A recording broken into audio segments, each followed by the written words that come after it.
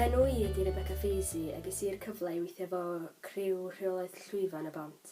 Oedden ni fel myfyrwyr o y Drindod, Atrium ac Aberystwyth yn cydweithio efo'n gilydd. Wedyn, oedd yna wythnos oedden ni'n paratoi ar gyfer y bont yn gweithio efo Sarah Bicton ac Arwel Griffith. Dwi'n meddwl oedden ni wedi sylweddoli yn ystod y broses ymarfer faint o fawr oedd y digwyddiad yma'n mynd i fod na faint o bwysig oedd o. Hyd yn oed yn ystod y perfformiad, achos do'n i'm yn actio achos bod fi'n gweithio ar ochr rheolaeth Llwyfan ohono fo. O gynna i fatha walkie-talkie a pethau yn ynghlis, wedyn o'n i'n rhedeg o amgylch yn dilyn yr actorion a deithio nhw lle i fynd. Felly, do'n i chwaith ddim cweit yn rhan o'r cynnwrf fyna o'r stori ar y diwrnod tan i ni gyd ymgynnull ar y bont.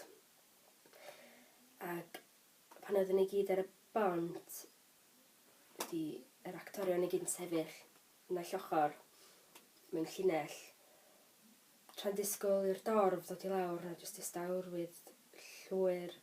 Ac o'n i hyd yn oed ddim yn actio yn y fo, ond o'n i'n teimlo nerfus ac yn excited ac jyst ddim yn siŵr be i ddisgwyl. O'n i'm yn gwybod, achos o'n i heb weld faint o gynulleidfa yna, o'n i'n ymwybodol bod yna dipyn, ond pan wnaethon nhw ddechrau cerdded i lawr wedyn, oedd y teimlad yna'n rhywbeth fedra i ddim hyd yn oed esbonio.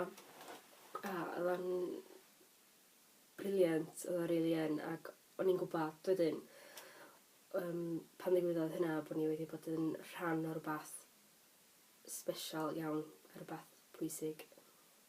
Hyd yn oed os nad oedd o'n newid y ffordd oedd pobl yn meddwl, neu newid y barn, y gobaith ydy ella bod y diwrnod o leia wedi gwneud i bobl feddwl a cwestiynu.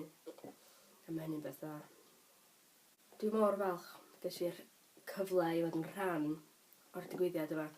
Un o'r pethau pwysica ddigwyddodd, dwi'n meddwl, ym myd theatr blwyddyn diwetha.